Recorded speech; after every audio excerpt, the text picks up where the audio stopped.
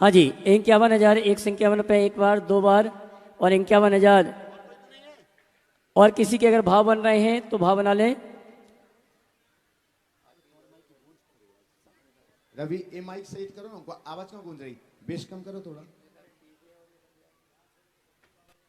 हाँ जी, 51,151 एक बार, 51,000।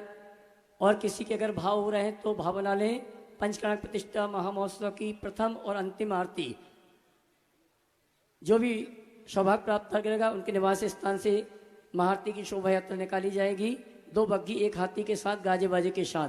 51,151 एक, 51,151 2 और 51,151 आगे 1 2 3। ये सौभाग्य प्राप्त किया है हमारे शैलेश जी, संजना जी परिवार, सिंगई कन्हैया लाल जी, शैलेश जी, संजना जी परिवार, अमित कुमार जी, जिनके निवास स्थान से शंका समाधान के ठीक पश्चात महाआरती की शोभा यात्रा निकाली जाएगी।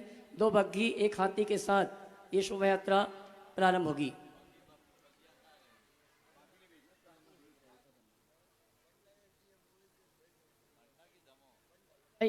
शैलेश भाई व्यवस्था कर लें।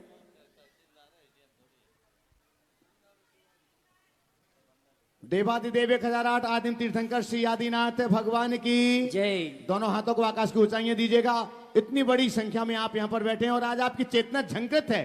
तपह कल्याणक से पूत बरगणाएं आज इस पंडाल में तैर रही हैं। चैतन्य चमत्कारी श्री चंद्रप्रभु भगवान की, परम शांति विधायक श्री शांतिनाथ भगवान की, चिंतामणि श्री पार्श्वनाथ भगवान की, वर्तमान शासन नायक श्री महावीर भगवान की, 24 तीर्थंकर भगवंतों की, संत श्रोमणी 108 आचार्य गुरुवर श्री विद्यासागर जी महामुनिराज की, नवाचार्य श्री समय सागर जी महाराज की, गुणायतन प्रणेता शंका समाधान प्रवर्तक भावना योजनक तरुणाई के प्रखर वक्ता चंदन के प्रिय संत पूज्य मुनिवर श्री प्रमाण सागर जी महाराज की, पूज्य मुनिवर श्री संधान सागर जी महाराज की, समस्त मुनि संघ की। आइएगा बंधु, राहतगढ़ में चल रहे इस पंचकल्याणक प्रतिष्ठा महामहोत्सव के आज बहुत ही विशिष्ट दिवस, जब तीर्थंकर बालक आदि कुमार युवराज हुए, महाराज हुए और आज उन्होंने संपूर्ण वस्त्र आभूषण परिवार राज्य को छोड़ करके त्याग करके दीक्षा ग्रहण की है। आज तप कल्याणक का पावन पुनीत दिवस है और आज यहाँ पर बहुत बड़ी संख्या में लोग उपस्थित हैं।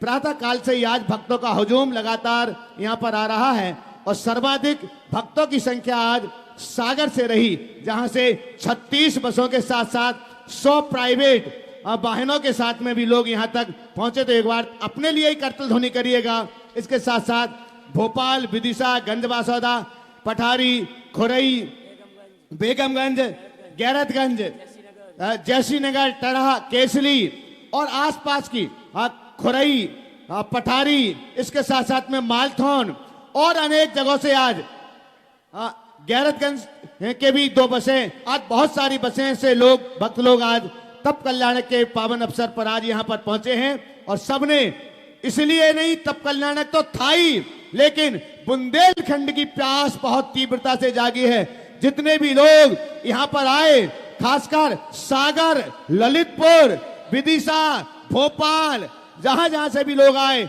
सबने महाराज श्री के चरणों में एक ही प्रार्थना की, महाराज श्री आपका बहुत लंबे समय से बुंदेलखंड में प्रवास नहीं हुआ है।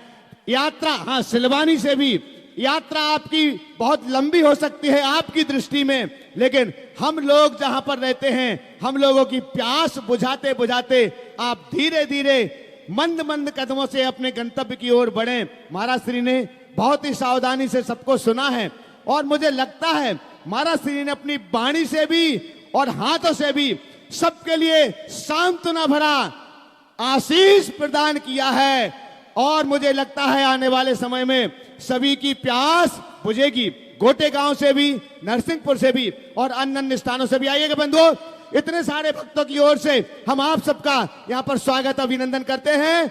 और जो लोग इस समय देश और दुनिया में अपने घरों पर बैठ करके टीवी चैनल का सबसे लोकप्रिय कार्यक्रम सायंकालीन शंका समाधान के इस दिव्य सत्र को देख और सुन रहे हैं, उन सबका भी हार्दिक हार्दिक स्वागत एवं अभिनंदन करते हैं। हम महाराज श्री के पावन श्री चरणों में प्रार्थना करें उसके पहले महाराज श्री का मंगल आशीर्वाद ग्रहण करते हैं। दोनों हाथों को जोड़िएगा, आपको भी मंगल आशीर्वाद मिले और आपके माध्यम से देश और दुनिया में इस कार्यक्रम को देख रहे लाखों भक्तों के लिए भी मंगल आशीष की छांव प्राप्त हो।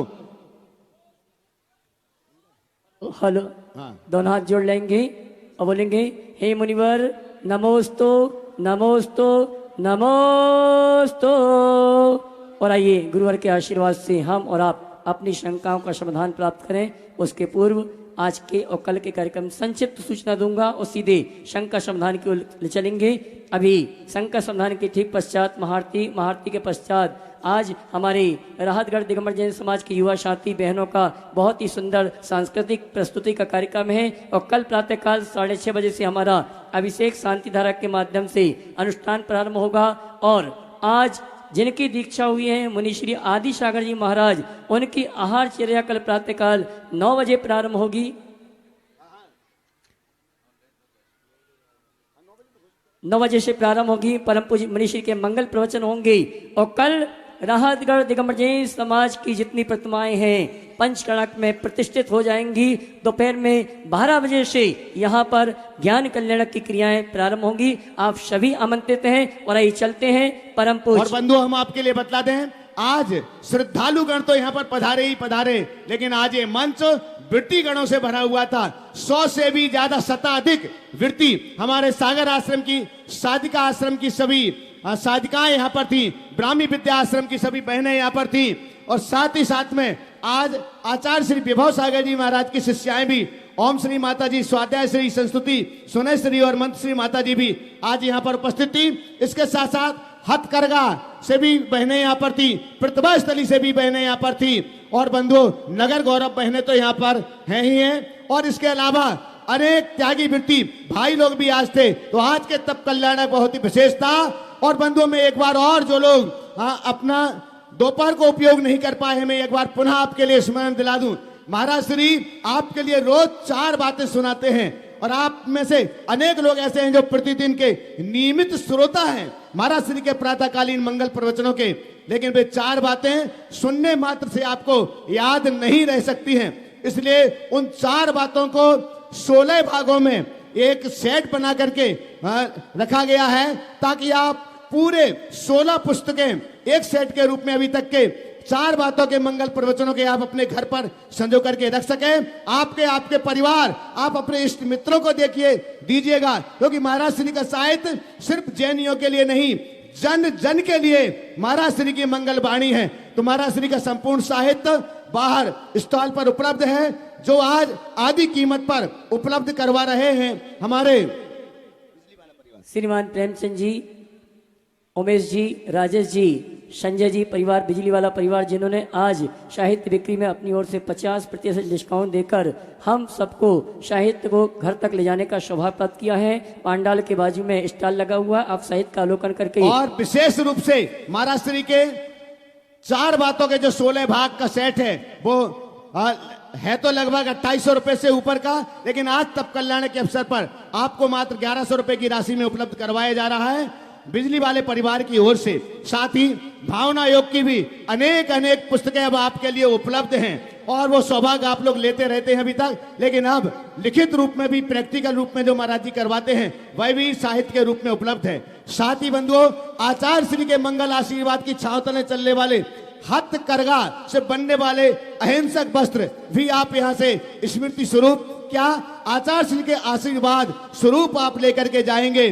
और आज हथकरघा के वस्त्रों पर भी आपको 25% का डिस्काउंट दिया जा रहा है। तो आइएगा, इन्हीं सूचनाओं के साथ हम चलते हैं शंका समाधान के इस दिव्य और भव्यतम कार्यक्रम के लिए और प्रार्थना करते हैं पूज्यवर मुनि श्री संधान सागर जी महाराज जी के पावन श्री चरणों में कि शंका समाधान के इस दिव्य सत्र को आगे बढ़ाएं। नमोस्तु महाराज जी। नमोस्तु।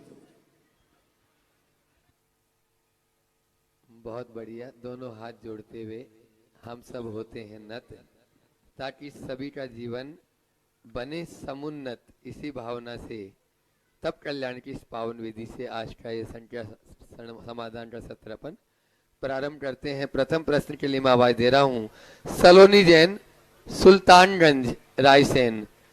माइक वहां तक पहुंचा दे, जिनका नाम बोलूं तुरंत खड़े हो जाएं। आज समय कम और पर्चियां बहुत सारी। रविवार का दिन है, समय बिल्कुल भी आप लोग वेस्ट नहीं करेंगे, ऐसी मेरी भावना है।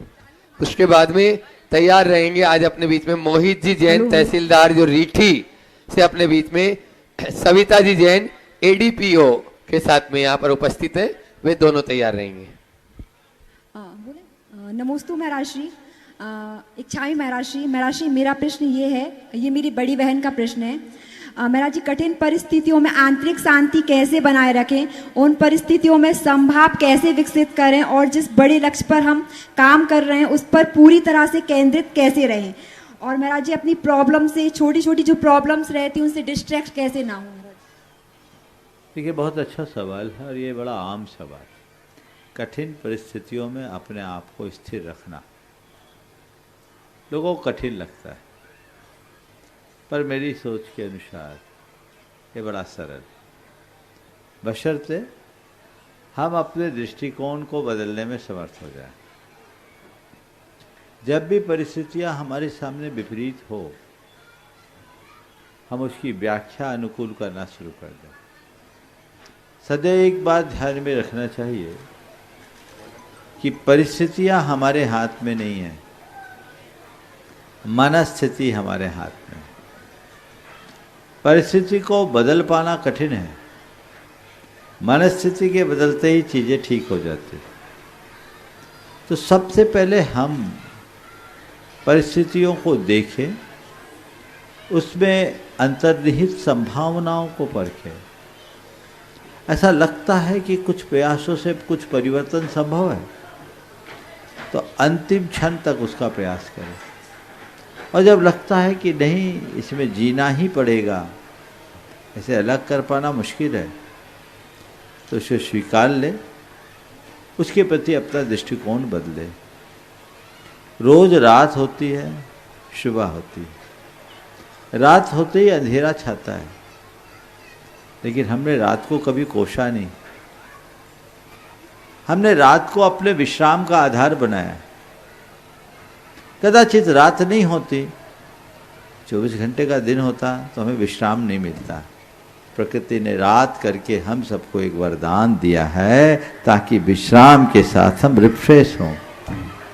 ये दृष्टिकोण अगर मनुष्य अपने जीवन के हर विपरीतताओं में अपना ले, तो कभी वो अपनी परिस्थितियों को कोसेगा नहीं, अपितु आपदा को भी अवसर के रूप में देखेगा। वो ये देखेगा कि ये परिस्थिति मेरे सामने एक चुनौती बनकर आई है, शायद मुझसे कुछ और अच्छा कराना चाहती है, मैं अपनी कुशलता से उपलब्धि में परिवर्तित करूंगा। रात आई है, रात का सामना करो। अब ये तो बात तय है कि रात हमारे कहने से नहीं जाएगी। रात जब जाएगी तब जाएगी। सुबह की मुझे प्रतीक्षा करनी है, लेकिन गुरुदेव कहते हैं रात काली है, आशा का दीप जला लो। रात कितनी भी काली है, आशा का दीप जला लो, तुम्हें कोई कठिनाई नहीं होगी। गुरुदेव ने बहुत अच्छा हाइकू लिखा, टिमटिमाते दीपक को भी देख रात भा जाती। एक भागती रात भी है, और टिमटिमाते दीपक को भी देख रात भा जाती। दृष्टिकोण को बदले, आशा का दीप जलाएं, मन में धैर्य रखें और सकारात्मक सोचें। विपरीत परिस्थितियां भी अनुकूल बनेगी और वो हमारे जीवन की बेहतरी का आधार भी। नमोस्तु भगवान, नमोस्तु भगवान। मोहित जी जैन रीठी तहसीलदार और सविता जी जैन एडीपीओ। ये नीचे किसको दिए? हाँ, पहले मोहित जी को दीजिए। पहले ऐसे बीच में माइक नहीं, जिनको बोला वही माइक पकड़े। या हाँ, आपको बुलाया है क्या? हेलो, माइक उन्हीं तक पहुंचाए जिनका नाम बोले, अपने से खड़े ना हो। चलिए, अपने बीच में आज पूर्व विधायक सुनील जैन साहब सागर यहाँ पर उपस्थित है, तैयार रहेंगे इसके बाद में। भावना आयोग को जन जन तक पहुंचाने वाले विश्व के सबसे लोकप्रिय शंका समाधान की प्रवर्तक प्रणेता पूज्यवर गुरुदेव के चरणों में नमोस्तु नमोस्तु नमोस्तु। हे गुरुवर, मेरा एक प्रश्न यह है कि वर्तमान समय में बदलते हुए परिदृश्यों में जैसा कि ट्रस्ट की विभिन्न संपत्ति रहती हैं और उनके धन के उपयोग और ट्रस्टों से जुड़े प्रश्नों की पारदर्शिता, संपत्ति के स्वामित्व, उत्तराधिकार, प्रबंधन और अधिकारों को लेकर के वर्तमान समय में कुछ ट्रस्ट और संस्थाएं विवादों में आई हैं और इन विवादों के कारण ऐसी स्थिति निर्मित हुई है कि हम ट्रस्टों का विधि संगत रजिस्ट्रीकरण किस प्रकार से करें और संपत्ति से जुड़े जो भी दस्तावेज हैं और उनके अधिकारों का जो प्रबंधन है, उत्तराधिकार है, उनका रिकॉर्ड का संधारण किस प्रकार से करें ताकि आने वाले हमारी जो नव पीढ़ी है उन तक वह धरोहर सुरक्षित रूप से पहुंच जाए और जो भी विवाद कोर्टों में हमारे पहुंच जाते हैं उनका हम निराकरण कर सकें, उनका संधारण और रजिस्ट्रीकरण किस प्रकार से हो, मार्गदर्शन आपने बहुत ही सामयिक सवाल उठाया। मैंने अनेक बार इस मंच के माध्यम से लोगों तक संदेश पहुंचाया। इस दिशा में हमें 4 स्तर पर काम करना चाहिए। सबसे पहले जितने भी हमारे पुराने ट्रस्ट हैं और ट्रस्ट की परिसंपत्तियां हैं उनको हमें डिजिटलाइज करना चाहिए। हम उन्हें डिजिटलाइज कराएं और दूसरे चरण में उनके दस्तावेजों को किसी के घर में रखने की जगह ट्रस्टों के कार्यालय के लॉकर में रखा जाए। मैंने बहुत जगह देखा कि मंदिरों की संपत्तियों के कोई कागजात नहीं हैं। पुरखों के पास रही, जो भी पदाधिकारी रहे उनके घर में रही, उनके दिवंगत हो जाने के बाद उनकी संतानों ने उसे संभाला नहीं संभाला और चीज़ें हमारे हाथ से चली गई। संपत्ति मूल्यवान है और दिनों दिन उसका मूल्य बढ़ना ही है, क्योंकि संसार में एक जमीन है जिसको घटना है, बढ़ना नहीं है। तो वो चीज़ें हमारे सामने समस्या उत्पन्न करती है। इसलिए हर जगह प्रत्येक मंदिर, धर्मार्थ कोई भी ट्रस्ट है, धार्मिक सामाजिक ट्रस्टों के जितने भी ट्रस्टीज हैं, उनके प्रबंध तंत्र से जुड़े हुए लोग हैं, उनको चाहिए कि वे उन दस्तावेजों को संभाले। और दूसरा, इसमें आप जैसे राजस्व से जुड़े अधिकारी एक फोरम बनाकर उनको मार्गदर्शन दें। हमारे लोगों को पता ही नहीं हमें क्या करना। आप राजस्व से जुड़े व्यक्ति हो, आप एक ऐसा प्रोफार्मा तैयार करें जिसको जारी करें। इस मंच के माध्यम से भी कर सकते हैं और हम लोगों तक संपर्क करके उन्हें इस बात के लिए पूरी तरह सावचेत करें कि हमें अपने धरोहरों को बचाना है, तो इसको ध्यान में रखें। तीसरी बात, हमारे जितने भी ट्रस्ट हैं उन ट्रस्ट की जो प्रक्रिया है वो वैधानिक तरीके से पूरी हो। बहुत सारे ऐसे ट्रस्ट हैं जो ट्रस्ट तो है पर सालों साल बीत जाते, उनकी बैठकें भी नहीं होती, ढंग से ऑडिट भी नहीं होता। अगर उसमें कोई पेचीदगी आ जाए तो बहुत मुश्किल होती है, उसको ध्यान रखें। चौथी बात, जो भी ट्रस्ट डीड बनाए वो भारतीय ट्रस्ट अधिनियम और मध्य प्रदेश से जुड़ा प्रश्न है तो मध्य प्रदेश लोक न्यास अधिनियम के प्रावधानों के अनुरूप बनाए। लीगल एडवाइस हमें लेना चाहिए, एक लीगल सेल होनी चाहिए। उनके प्रावधानों के अनुरूप जब हम चीज़ों को जोड़ेंगे तो कहीं कोई चुनौती नहीं होगी। और इस ट्रस्ट डीड को बनाने में हमारे समाज के जितने प्रबुद्ध अधिवक्तागण हैं और ख़ासकर उन अधिवक्ताओं से संपर्क किया जाए जो ट्रस्टों का काम देखते और संभालते हैं, उसके एक एक प्रावधान अच्छे से बनाए जाए ताकि किसी भी प्रकार की चुनौती आए ही नहीं। और उसका उत्तराधिकार भी व्यवस्थित किया जाए। इसमें एक बात और जोड़ूंगा, किसी भी ट्रस्ट में वंशानुगत रूप से उत्तराधिकार न सौंपा जाए, क्योंकि आने वाली पीढ़ी का अब भरोसा नहीं रहा। वंशानुगत क्रम में पता नहीं तीसरी चौथी पीढ़ी जैनी रहेगी कि नहीं। पहले तो एक परिवार में अनेक संतानें होती थी तो चल जाते, एक ही और दो है, ठिकाना ही नहीं है। उन सब बातों को ध्यान में रखे, प्रावधान ऐसे बनाए ताकि पूना जैसे प्रकरण हमारे समाज में दूसरे ना हो, हमने संभाल कर रखे। इसके लिए हमें पूरी समाज को प्रशिक्षित और जागरूक बनाने की जरूरत है।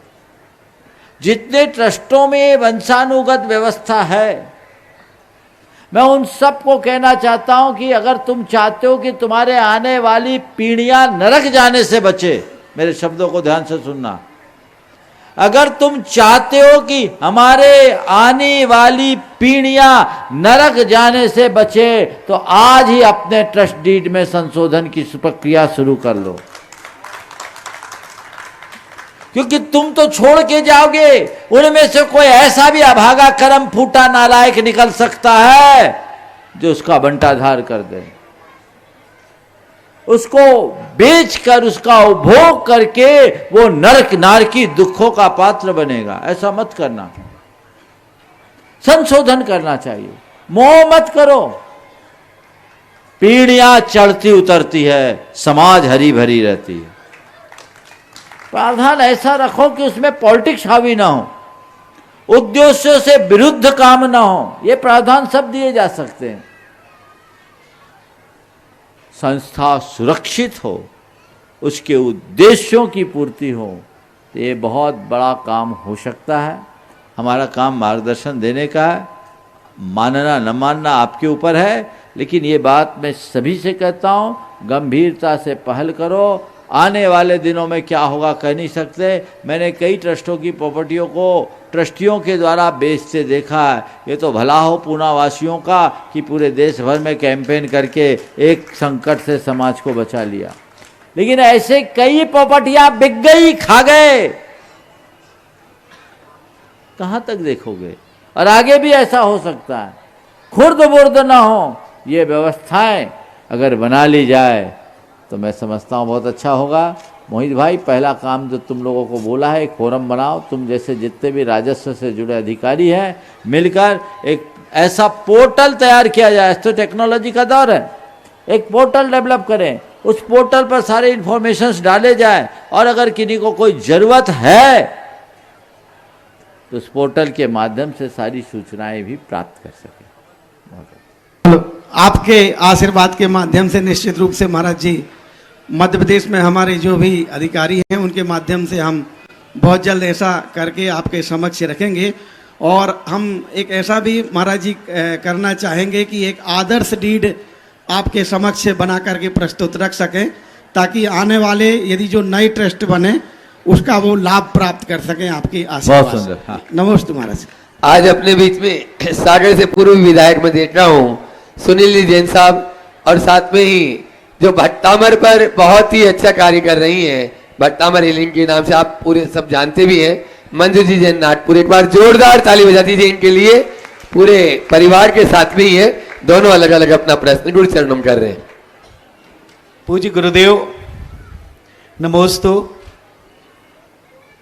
गुरुदेव, लगातार शंका समाधान कार्यक्रम की प्रसिद्धि की मैं क्या बात करूं। आज ये राहतगढ़ में ये साक्षात उदाहरण है कि जिस पंडाल में शाम को रात को शंका समाधान में इतनी अधिक संख्या में लोग हों, ये लोगों का निश्चित रूप से धर्म के प्रति और शंका समाधान के प्रति एक विशेष आकर्षण है। मेरा गुरुदेव आपसे एक प्रश्न है, बहुत सोचना पड़ता है कुछ नए तरह के प्रश्न गुरुदेव से कैसे पूछें, लेकिन हम लोग जब देखते हैं लगातार पारस चैनल, और आप इतने सहज भाव से लोगों की आशंकाओं का निराकरण करते हैं, तो अपने आप आदमी निश्चित रूप से बिल्कुल उसके अंदर एक बदलाव आ जाता है। गुरुदेव, धर्म के प्रति और मोक्ष मार्ग के प्रति अलग अलग रास्ते होते हैं। रास्ता तो एक होता है, लेकिन उस मंजिल तक पहुंचना, मोक्ष मार्ग पे चलने वाले अलग तरह के लोग होते हैं। रोज मंदिर जाना, धर्म करना, ये सब ठीक है। ये पुरानी व्यवस्थाओं में तो गुरुदेव ये होता रहा है कि जब परिवार का मुखिया जो बहुत उम्र दराज हो जाते थे, तब वो निकलते थे, तीर्थों पर निकल गए, या धर्म के ही प्रति पूरी तरह उनका एक लगाव हो जाता था। आज वर्तमान में गुरुदेव सारी सुख सुविधाएं, बड़े बड़े पैकेज, ऐशो आराम की सामग्रियां, बड़ी बड़ी गाड़ियां, और इन सारे घरों में किसी तरह की कोई कमी ना होते हुए नई जनरेशन का धर्म के प्रति और मोक्ष मार्ग के प्रति चलने का एक बहुत तेजी से रुझान आया है। लोगों में धार्मिक गुरुओं ने, जो हमारे जैन मुनि हैं, उनकी इतनी अधिक प्रभावना हुई कि लोग सब कुछ छोड़कर आपके चरणों में मोक्ष मार्ग पर चलने को कैसे मजबूर हो रहे हैं, कैसे आकर्षित हो रहे हैं, और कैसे अपनी दुनिया को छोड़कर विरक्ति धारण कर रहे हैं। मैं इसे विद्यासागर के स्वर्ण युग का अतिशय मानता हूं। समझ गए? मैं समझता हूं इससे ज्यादा कुछ कहने की आवश्यकता नहीं।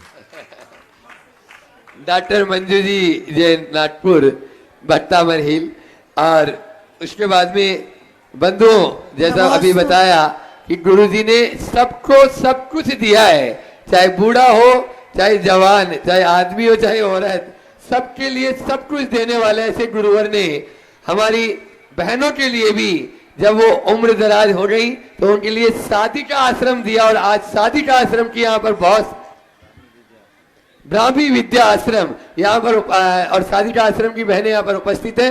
ब्रह्मचारिणी जयंती दीदी उनकी तरफ से प्रश्न करेंगी, और सभी बहनें एक साथ एक प्रश्न जयंती दीदी करेंगी। महाराज जी, भक्तांबर पे 31 पीएचडी हो गई, एक श्लोक पे 300 पेज की पीएचडी, और इस साल फिर 5 पीएचडी हैं। तो ये कैसे, ये चमत्कार कैसे हो रहे हैं भक्तांबर के? एक 80% बर्न केस था, डीन ने मुझे बुलाया, पीडियाट्रिस्ट ने 10 दिन हीलिंग दी। डिंडोरी के अपने ब्रह्मचारी भैया हैं और आचार्य के उसमें करे, और 10 दिन हीलिंग दी और वो पूरा ठीक हो गई, 80% बर्न। कैसे ये हो रहे हैं आप? देखिए, इस पर काफ़ी रिसर्च हो रहे हैं और हमें इस तरह की प्रक्रियाओं को पारंपरिक तरीके से प्रचारित करने के साथ साथ वैज्ञानिक तरीके से भी लोगों तक पहुंचाना चाहिए। भक्तामर की हीलिंग, भक्तामर का अपना प्रभाव है ही। इसी तरह भावना योग को लेकर के भी कई प्रयोग हुए और लोग उससे बहुत लाभान्वित हो रहे हैं। असाध्य रोगों से लोग मुक्त हो रहे हैं और ये पूरी तरह वैज्ञानिक रूप से साबित भी हो रहे हैं। अभी मैं आपको बताऊंगा कि अभी मुझसे एम्स के डायरेक्टर मिले थे और उन्होंने एम्स में भावना योग पर रिसर्च के लिए अपनी तैयारी शुरू कर दी है कि एम्स भोपाल में भावना योग पर केस स्टडी की जाएगी, रिसर्च किया जाएगा। तो हमें चाहिए कि इस तरह की चीज़ों की छानबीन कराएं और इसका प्रचार प्रसार करें। आप भक्तामर पर जो काम कर रही हैं इसे जैनियों तक सीमित मत रखिए। हम लोगों की एक कमी है, आप लोग हर अच्छे काम को अपने तक सीमित कर लेते हैं, चाहे भावना योग हो, चाहे भक्तामर हो, चाहे अन्य कोई भी पद्धतियाँ हों। लोगों का जिसमें भला हो, लोग अहिंसा करुणा दया से जुड़कर अपने जीवन को धर्म में बनाएं, हमें वो सब सत्प्रयास करना चाहिए। इसमें किसी प्रकार की कमी नहीं होने चाहिए। महाराज जी, चालू ये नॉन जैन से हुआ, पहले हम लोग बहुत सुंदर आशीर्वाद, बहुत सुंदर। और ब्राह्मी आश्रम की सभी बहनें और साधिका आश्रम की सभी बहनें एक साथ ब्रह्मचारिणी जयंती दीदी और अनीता दीदी के साथ में तैयार, सभी एक साथ खड़े हो जाए और आप लोग जोरदार तालियों से इन सभी बहनों का स्वागत अभिनंदन कर दें। और उसके बाद में तैयार रहेंगे अभिजी जैन मालथोन, पूरे मालथोन समाज के साथ। द्वै मुनिराज के चरणों में मेरा शत शत नमोस्तु नमोस्तु नमोस्तु।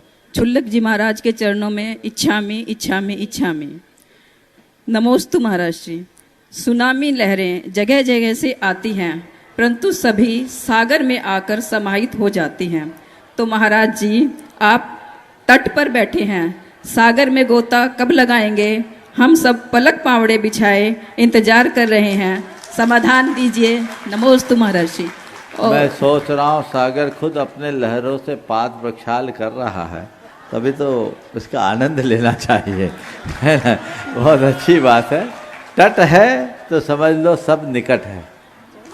और महर्षि, एक और छोटी सी जिज्ञासा है कि हम सब लोग वैराग्य इतना तो आया है कि घर छोड़ के, सारा परिवार छोड़ के, परिग्रह छोड़ के आ गए हैं, तो अब हमारी विशुद्धि और कैसे बढ़े, इसके लिए मार्गदर्शन दीजिए। गुरुदेव ने जो सूत्र दिया है उसे अपनाओ। और आचार्य महाराज हमेशा एक सूत्र हम लोगों को बोलते थे, जगत काय स्वभाव वा संवेग वैराग्यार्थम। इस सूत्र का बार बार स्मरण करें। संसार, शरीर और भोगों की असारता का विचार करने से हमारे वैराग्य में स्थिरता आती है। हाँ। नमोस्तु महाराज श्री। नमोस्तु नमोस्तु महाराज श्री। आचार्य पूज्यपाद स्वामी जी ने सर्वार्थ सिद्धि के 9वें अध्याय में 7वें नंबर के सूत्र में कहा है कि कृतज्ञता गुण सब गुणों में दुर्लभ है। तो ये कहने का उनका आशय क्या रहा होगा? देखिए, कृतज्ञता तो हमारे जीवन का सबसे बड़ा गुण है। आचार्य पूज्यपाद ने ही नहीं, अन्य आचार्यों ने भी लिखा। और भारतीय संस्कृति में कृतज्ञता को एक सबसे बड़ा गुण और कृतज्ञता को सबसे बड़ा पाप कहा है। कुरल काव्य में तो बड़े स्पष्ट शब्दों में कहा है कि और सब पापों का प्रायश्चित तो फिर भी संभव है, अभागे कृतघ्नि का कभी उद्धार नहीं होगा। तो हमें अपने प्रति किए गए उपकारों को कभी विस्मृत नहीं करना चाहिए। जिनका भी उपकार हो, अवसर पर किया गया छोटा सा भी उपकार महान फल देने वाला होता है। इसलिए हमें सभी के प्रति ऋणी रहने का भाव रखना चाहिए।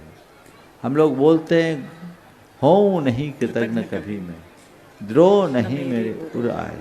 तो हमारा जिनके प्रति भी, जिनका हमारे जीवन पर उपकार है, उनके प्रति कृतज्ञ होना ही चाहिए।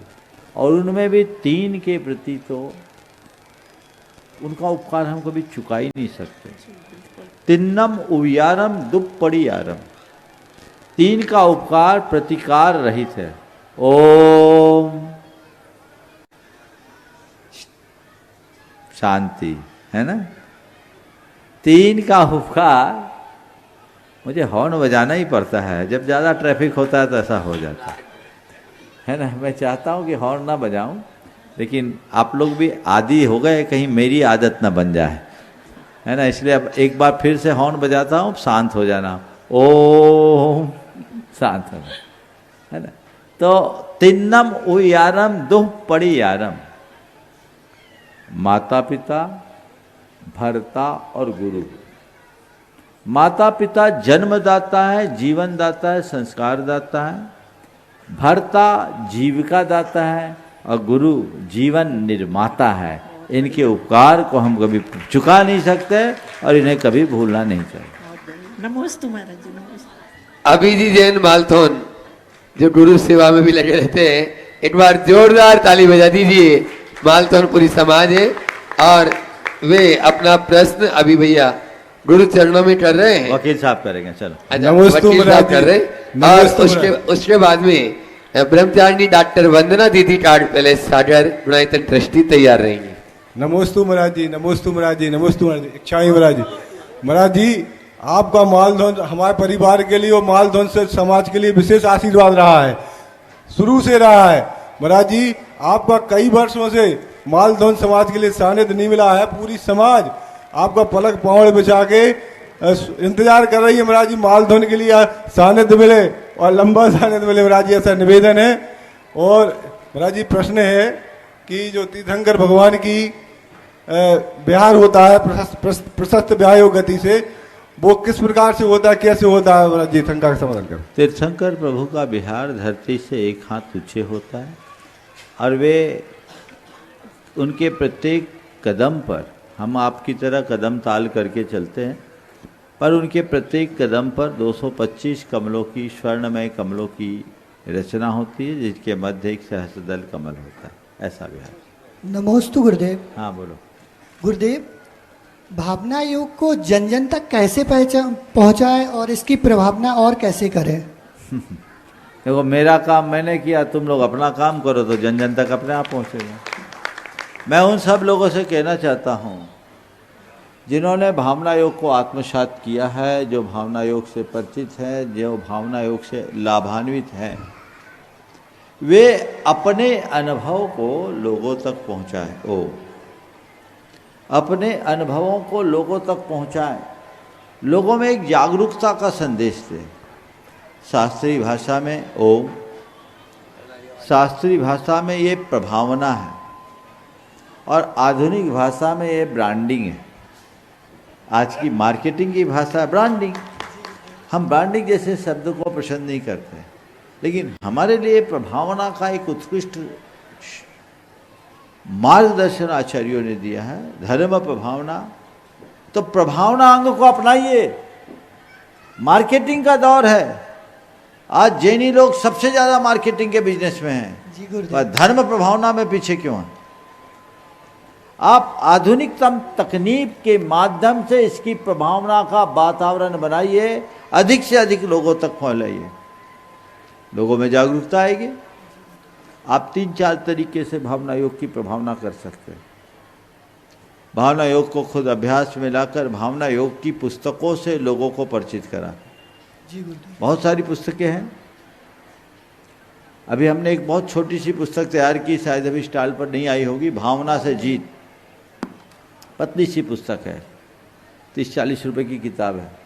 हर व्यक्ति अपने साथ एक किताब रखे और अपने साथ मिलने वाले किसी भी व्यक्ति को पकड़ा दे, ये भावना योग है भैया, इसको पढ़ो, तुम्हें पता लगेगा। फील टू हील भावना योग का विज्ञान, एक बहुप्रशंसित पुस्तक आप सबके बीच प्रकाशित हुई। उस पुस्तक को लोगों को दीजिए, आप खुद पढ़िए, लोगों को पढ़ने की प्रेरणा दीजिए। उसमें कितना बड़ा सिद्धांत, दर्शन और विज्ञान सब है। आप भावना योग को खुद पढ़िए और लोगों को पढ़ने की प्रेरणा दीजिए।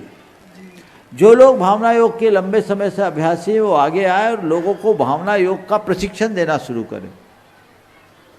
इससे लोग भावना योग से परिचित होंगे।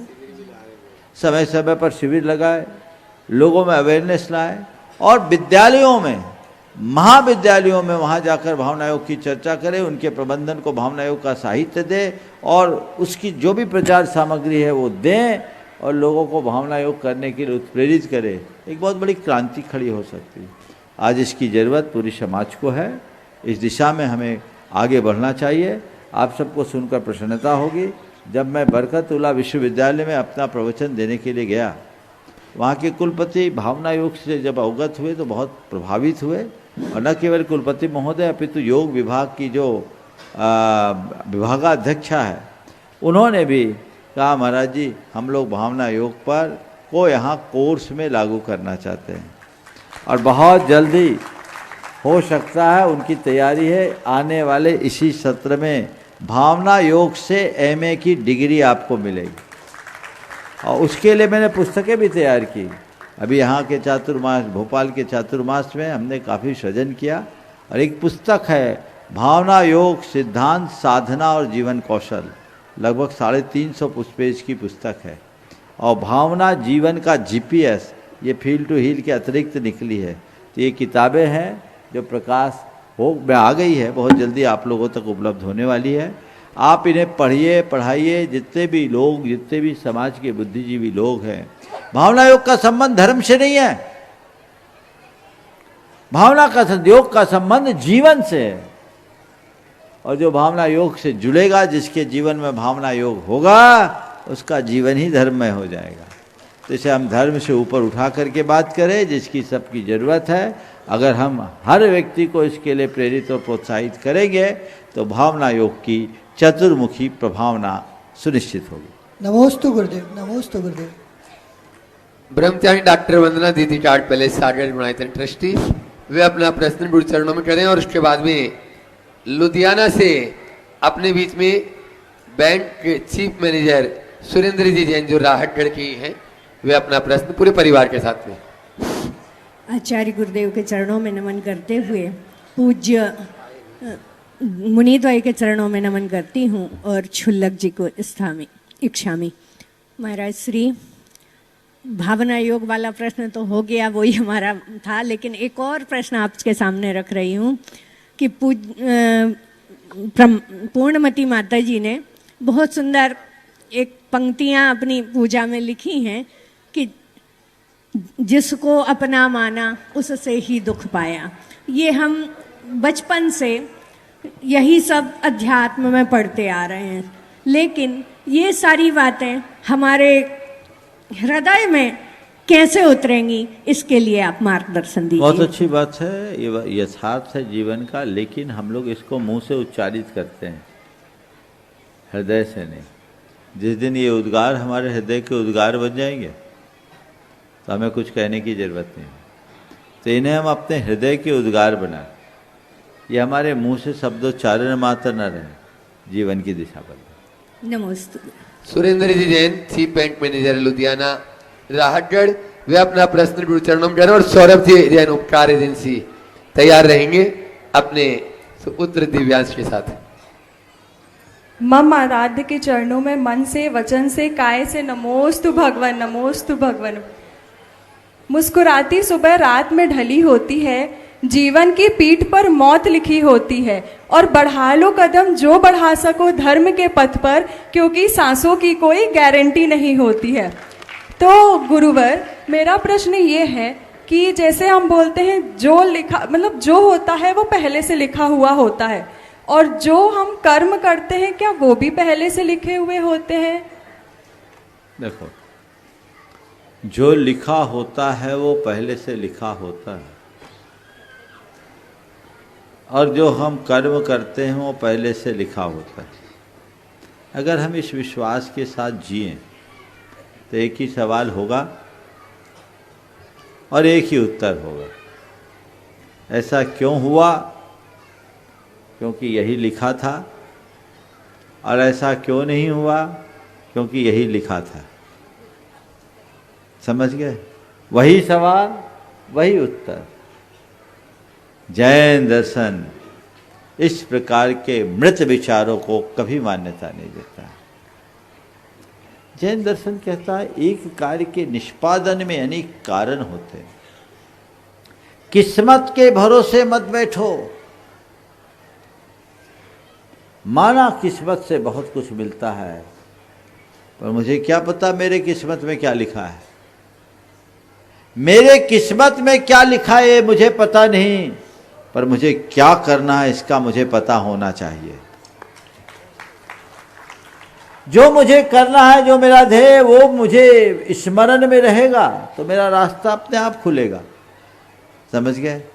तो मैं आप जैसे युवाओं से यही कहना चाहूँगा, भाग्य के भरोसे मत बैठना। अपने पुरुषार्थ के बल पर अपने भाग्य को चमकाने का प्रयत्न करना। हाँ, कई बार ऐसा होता है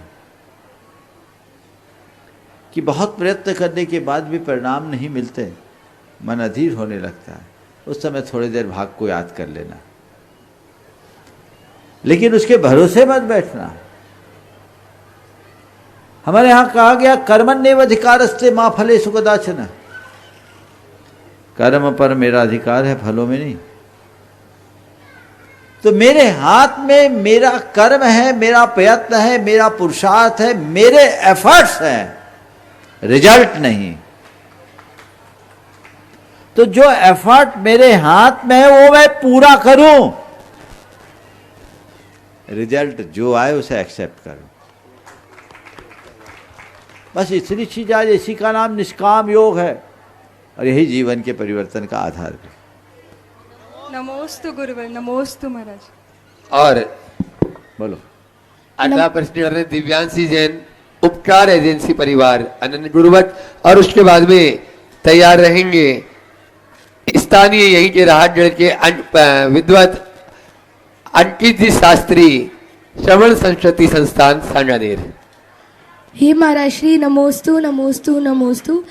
पूरे उपकार परिवार और सकल दिगंबर जैन समाज की तरफ से नमोस्तु। महाराज जी, मेरा प्रश्न ये है कि आज तप कल्याणक के दिन हम लोगों ने देखा कि लौकांतिक देव आए थे और भगवान की अनुमोदना की थी। महाराज जी, मेरा प्रश्न ये है कि लौकांतिक देव कौन होते हैं और उनका जीव कहाँ जाता है, और ये सिर्फ तप कल्याणक के दिन ही क्यों आते हैं? बहुत सुंदर। लौकांतिक देवों का एक अलग निकाय है, एक अलग स्वरूप है, जो ब्रह्म स्वर्ग के एक अलग आलय में रहते हैं। इनकी संख्या बहुत सीमित है। इन्हें देवर्षि कहा जाता है। ये शुक्ल लेशाधारी होते हैं, ये ब्रह्मचारी होते हैं। इनकी कोई नियोगिनी देवियां नहीं होती। इन्हें द्वादशांग का ज्ञान होता है। ये निरंतर वैराग्य की भावना में निरत रहते हैं, यानी स्वर्ग में रहते हुए भी साधकों जैसा जीवन जीते हैं। इन्हें लौकिक कार्यों से कोई प्रयोजन नहीं होता, और ये भगवान के दीक्षा कल्याणक की घड़ी में दीक्षा की अनुमोदना के निमित्त आते हैं। समझ गए? इसलिए आप लोग लौकांतिक देवों को देखते। कौन बनता है लौकांतिक? हर कोई लौकांतिक नहीं बनता।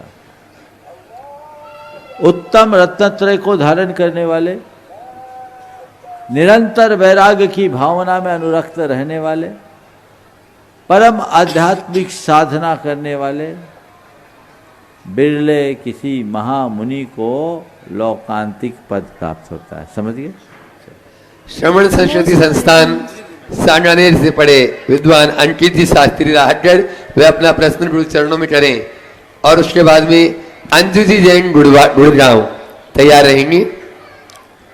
सारस्वत शब्द योगी, जिनके वचन, जिनके प्रवचन जन जन के हृदय में स्वर्णांकित हो रहे हैं, और उनका जीवन भावना योग के माध्यम से गुणों का आयतन स्वतः ही बन रहा है, ऐसे पूज्य गुरुदेव के दिव्य श्री चरणों में कोटिशः नमोस्तु नमोस्तु नमोस्तु।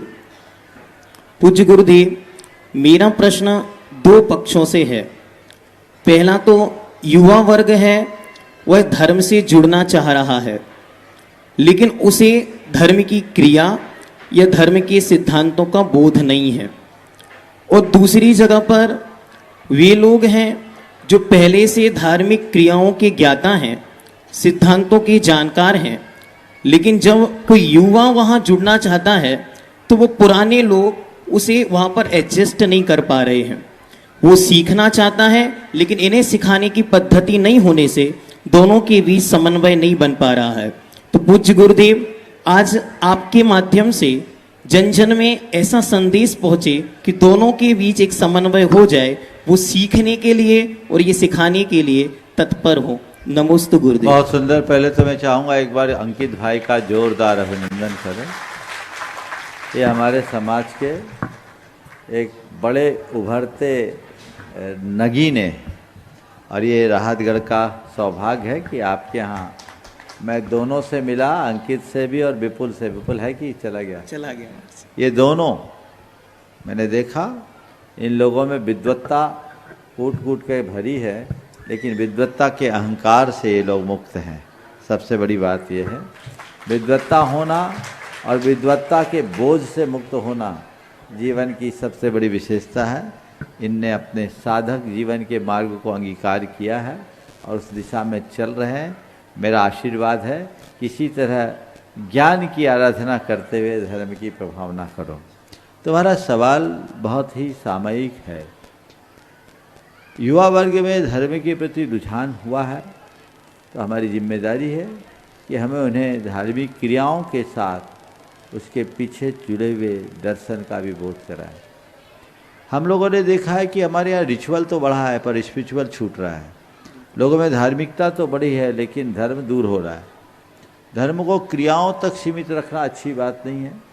धर्म को आत्मा में स्थापित करने से ही हमारा भला होगा। तो हमारे पहला प्रयास तो ये होना चाहिए कि हम ऐसी क्रांति करें जो नई पीढ़ी में रिचुअल को डेवलप करे, स्पिरिचुअल से रिचुअल, पहले स्पिरिचुअल फिर रिचुअल, साथ साथ चले। दूसरी बात, अगर कोई युवा आता है तो हमें उसे अवसर देना चाहिए उसकी गलतियों को अनदेखा करना चाहिए। प्रायः जैसा आपने कहा, मंदिरों में नए लोग आते हैं तो हर मंदिर के एक आध दो मुकद्दम होते हैं, मैं उनको मुकद्दम ही कहते हैं, वो ठेकेदार।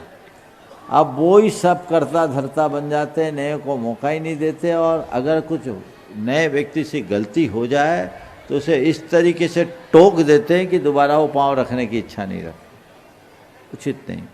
मैं एक ऐसे सज्जन को जानता हूँ जो बड़े सुहृदय हैं, अच्छे धार्मिक हैं, और वो मंदिर में रोज़ सारा काम अपने हाथ से, सबसे पहले मंदिर आए यहाँ तक कि झाड़ू भी अपने हाथ से लगाना पसंद करते हैं, द्रव्य धोना, सब कुछ करना।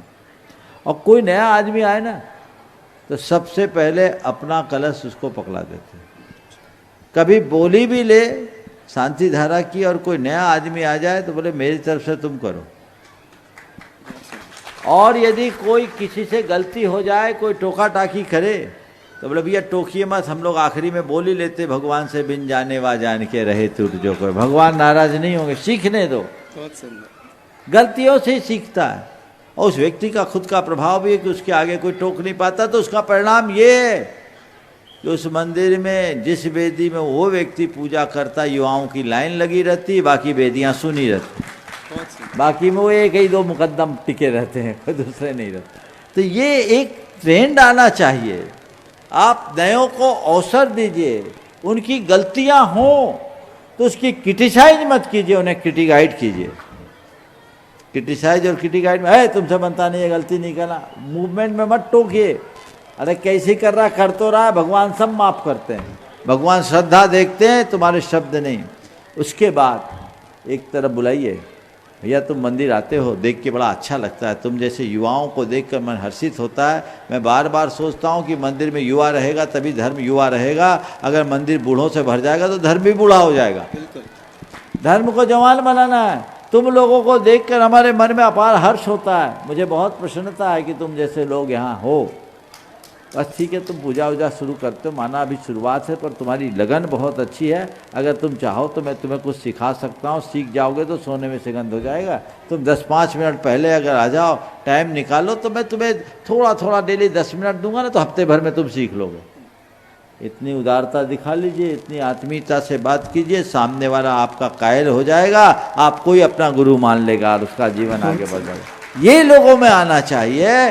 ठेकेदार मत बनिए, लोगों के प्रेरक बनने का मार्ग अपनाएं। बहुत सुंदर, नमस्ते गुरुदेव। ओम। अंजू दीदी अपना प्रश्न करें उससे पहले समय कम है, इसलिए हम चलते हैं मंच पर विराजित वरिष्ठ चुल्लक आदर्श सागर जी महाराज के पास में। वे अपने प्रश्न द्वारा आप सबको लाभान्वित कर रहे हैं। चुल्लक आदर्श सागर जी महाराज। नमोस्तु भगवान। महाराज जी, पुस्तक को एक अच्छा मित्र कहा गया है। बच्चों में, युवाओं में ये पुस्तक पढ़ने की आदत हो, महापुरुषों की जीवनी, नैतिक मूल्य की कहानियाँ पढ़ें और उसे अपने जीवन में उतारें, इसके लिए आपकी प्रेरणा प्राप्त हो। नमोस्तु भगवान। बहुत अच्छा सवाल महाराज जी ने आप लोगों के लिए उपस्थित किया है। पुस्तक जीवन का सबसे अच्छा मित्र है। दुर्भाग्य है कि आज लोग पुस्तकें पढ़ना कम कर दिए। अब तो रील स्क्रॉल करने में ही पूरा दिन बिता देते हैं, रात बिता देते हैं, और दिन भर में 100 रील स्क्रॉल करते, याद एक भी नहीं रहता हूँ। बस ये टेक्नोलॉजी का दुष्प्रभाव है, दुष्परिणाम है। और मैं लोगों से कहता हूँ, आजकल ऐसे रिसर्च भी आ रहे हैं कि स्क्रीन टाइम कम से कम होना चाहिए, स्क्रीन टाइम अधिक नहीं होना चाहिए। मुझे तो किसी ने बताया कि मोबाइल में कुछ ऐसे एप्लीकेशंस भी आ गए जो आपको अलर्ट करता है आपका स्क्रीन टाइम ओवर हो रहा है, आपको इस लिमिट से ज़्यादा नहीं करना चाहिए। तो आप उसमें स्क्रीन टाइम को कम कीजिए और टेक्स्ट बुक पढ़िए। अच्छी पुस्तकें मनुष्य के जीवन को परिवर्तित कर देती है। पहले लोग कितने संभाल के रखते थे। किसी ने तो कहा कि रद्दी समझकर आपने फेंका था जी कल जिसे, रद्दी समझकर आपने फेंका था कल जिसे, मुझको उसी किताब ने जीना सिखा दिया। ये जीवन की मूल पूंजी है।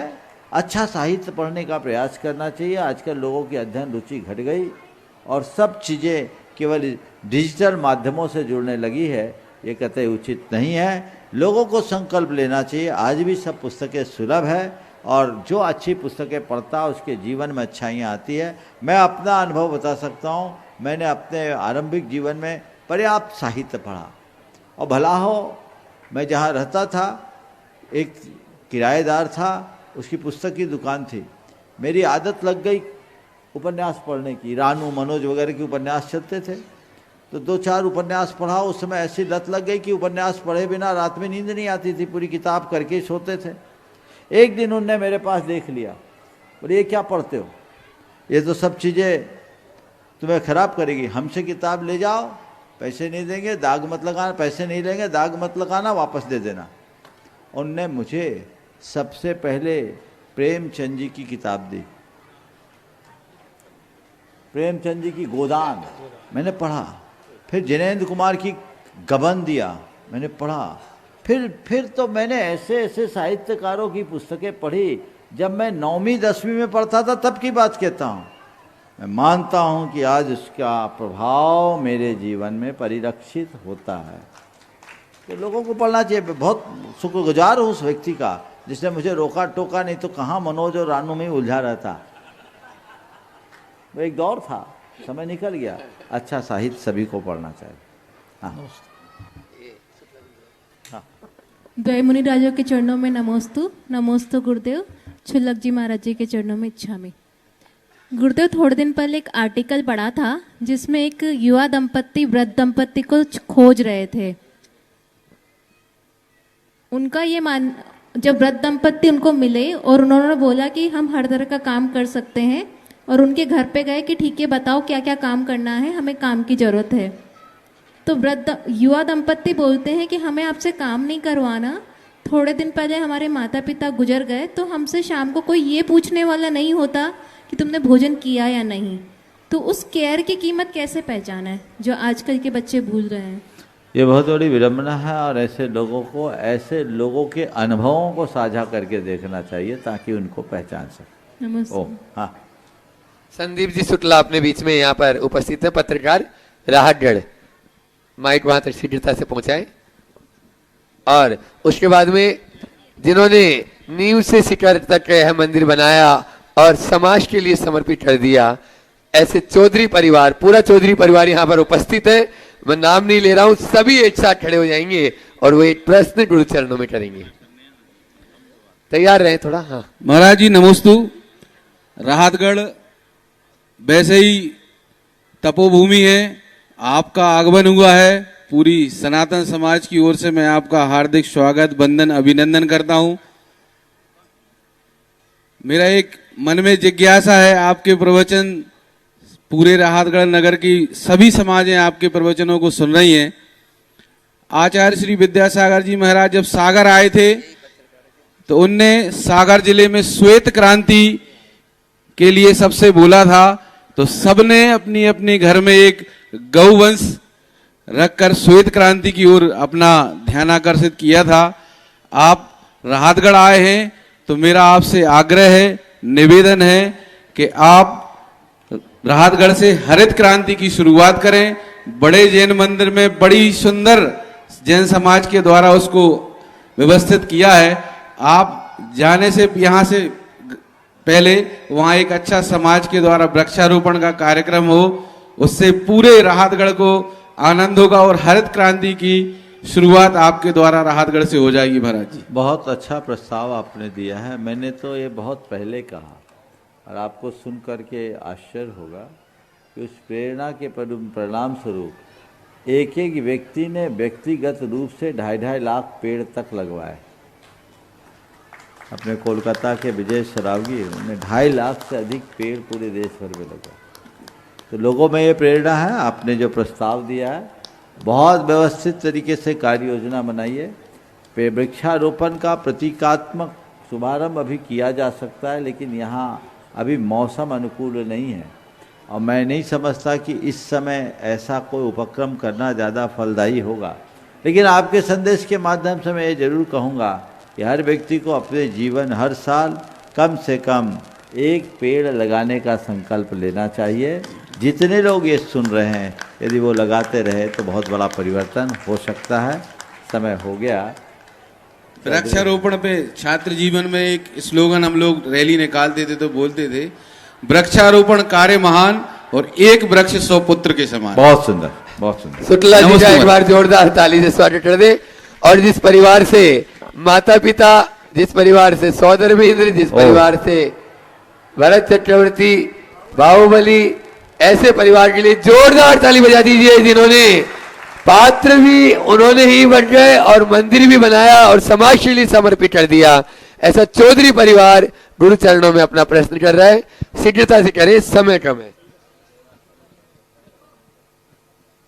आचार्य गुरुवर भगवंत विद्यासागर जी महामुनिराज की 108 प्रमाण सागर जी महामुनिराज की।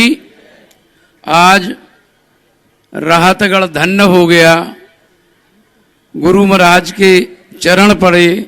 यह एक पंच कल्याणक वास्तव में हमें एक हमारे जीवन में जो हम सुनते आए हैं उसको चरित्रार्थ करता है। पंच कल्याणक के माध्यम से हमें भगवान की प्राप्ति तो होगी भी, परंतु गुरु गोविंद दोनों खड़े काके लागू पाए, बलिहारी गुरु आपकी गोविंदियो बताए। नमोस्तु महाराज जी, नमोस्तु नमोस्तु। हमारे भाव और हम ये चाहते हैं कि आज हमें लगा कि गुरु के चरणों की जो रज है, हमने समाज ने तो ये पंच कल्याणक बहुत छोटा सा आयोजन किया था, मगर गुरु चरणों की रज का ये प्रभाव है कि आज हमें देखने को मिला कि ये जो भीड़ थी गुरु चरणों के दर्शनों की थी। पंच कल्याणक तो एक बहाना था। गुरु महाराज, मैं बहुत कुछ कहना चाहता हूं, फिर समय देना। हम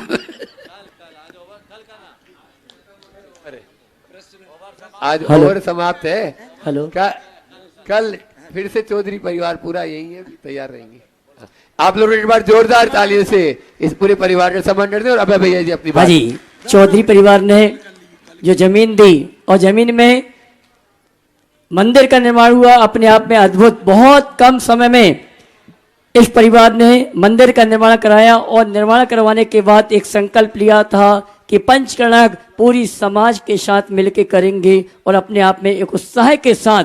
और उस जमीन में जो संत निवास और अतिथि भवन का निर्माण होना है, आज प्रातः काल की वेला में मंदिर कमेटी और पंचकर्णक प्रतिष्ठा महोत्सव कमेटी ने परम पूज मुनिवर के सानिध्य में संकल्प लिया है कि मुनिवर आपके सानिध्य में ही यहाँ पर शिलान्यास का कार्यक्रम हो। तो आगामी 3 तारीख को, 2 तारीख को तो यहाँ पर गजरत महोत्सव का कार्यक्रम होगा, 3 तारीख को प्रातः काल की बेला में इसी स्थल पर भावना युग का कार्यक्रम होगा। और भावना युग के कार्यक्रम के पश्चात शोभा यात्रा यहाँ से निकाली जाएगी, नवीन जिलालय में पहुंचेगी, वहां श्री जी विराजमान करने का, कलशारोहण ध्वजारोहण स्थापित करने का, मस्तकाभिषेक का कार्यक्रम होगा। और परम पूज मुनिवर के सानिध्य में एक सौगात आपको और मिलने वाली है। श्री विद्या प्रमाण साधु वसतिका का शिलान्यास और अतिथि निवास का शिलान्यास का कार्यक्रम होना है। और इसमें जो भी कमरे बनाए जाएंगे उस एक एक कमरे का पुण्याजक बनना है या पूरे संत निवास का